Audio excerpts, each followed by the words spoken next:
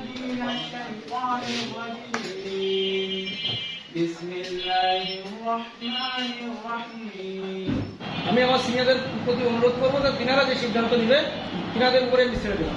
Senior যারা আছেন এনাদের কাছে আমার বিশেষ প্রস্তাব এই যে পুরো কমিটি বিলুপ্ত করে নতুন কমিটি গঠন করার প্রস্তাব করছি।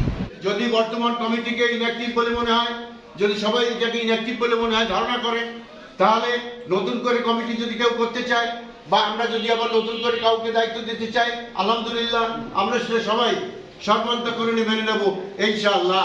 আমরা মনে করবো সবাই আমরা সভাপতি, সবাই আমরা সাধারণ সম্পাদক, সেইভাবে বা সবাই আমরা সদস্য। যারা সভাপতি নির্বাচিত হবে, যারা সাধারণ সম্পাদক নির্বাচিত হবে, তাদের কাছে বিশেষভাবে অনুরোধ করব যে তারা যেন মনে করে আমার ভাই পরস্পর আমরা কেউ সভাপতি না, আমরা সবাই সভাপতি, আমরা কেউ সাধারণ সম্পাদক না, সবাই আমরা সাধারণ সম্পাদক, আমরা কেউ সাংগঠনিক সম্পাদক না, সবাই আমরা সাংগঠনিক সম্পাদক। এইভাবে মিলেমিশে কিভাবে আমাদের এই প্রেস ক্লাবকে প্রতিষ্ঠিত করা যায় এবং কালিয়ার বুকে এই 1993 সাল থেকে যে প্রেস ক্লাব প্রতিষ্ঠিত হয়েছে, এই প্রেস ক্লাবের অগ্রযাত্রা অব্যাহত থাক এই আশাবাদ ব্যক্ত করে আমি সম্মানিত সভাপতির অনুমতি ক্রমে উপদেষ্টাদের নাম ঘোষণা করছি। যার সবার সম্মতি ক্রমে আজকে আমি কমিটি ঘোষণা দিতে যাচ্ছি এবং সেই কমিটি আজকে সভাপতি যাকে নির্বাচিত করা হয়েছে আলী হায়দার মিঠু দ্বারা।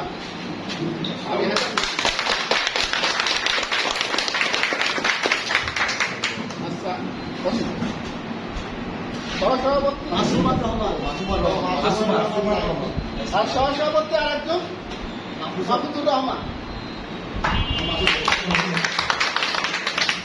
আচ্ছা, সহসভাপতি শহীদুল ইসলাম শুভ। সাধারণ সম্পাদক নির্বাচিত করা হয়েছে মোহাম্মদ আল ইমরান শেখ। যুগ্ম সাধারণ সম্পাদক রাশেদ কামাল। সহকারী যুগ্ম সাধারণ সম্পাদক কাজী শরীফুল ইসলাম।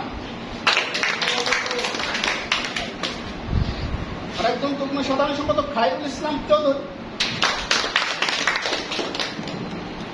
এখন সাংগঠনিক তিনি সবসময় ভূমিকা পালন করেন, তিনি হচ্ছেন যাকে নির্বাচিত করা হয়েছে মনিরুল মোহাম্মদ চৌধুরী।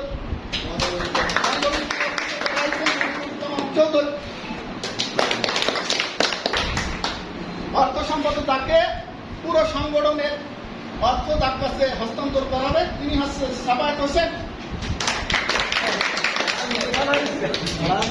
আচ্ছা, পুরোদরা প্রকাশন সম্পাদক তিনি আছেন নাসির আহমেদ। আচ্ছা, দপ্তর আছে মুহাম্মদ বিন দিয়া খানম। এই সংগঠনের আমি সবাইকে আমার ভাই হিসেবে এবং আমার বন্ধু হিসেবে, আমার পরিবারের সদস্য হিসেবে সবাইকে আমি উদারত আহ্বান করব যে আপনারা আমার পাশে থেকে, কারণ আমার অনেক ভুল হতে পারে, আমার যে একাই সব কিছু ডিসিশন নেব, আমার যে সব কিছু করতে হবে এরকম না, আপনারা আমার পাশে থেকে সব সময় আমাকে আপনারা সহযোগিতা করবেন, আমাকে পরামর্শ দেবেন এবং আগামী দিনের পথ কিভাবে চলতে হবে সেই পথগুলো যাতে সুগম হয় সেজন্য আপনারা আমার পাশে থাকবেন। যে একজন কার্যনির্বাহী সদস্য বা একজন সাধারণ সদস্য সে প্রেসিডেন্ট হিসেবে ওইখানে যাবে, সেই প্রেসিডেন্ট হিসেবে সে ওইখানে যাইছে তার দায়িত্ব পালন করে আসবে। আর সবচেয়ে বড় বিষয় হচ্ছে প্রতিষ্ঠানের মূল হচ্ছে ভালোবাসা, আন্তরিকতা।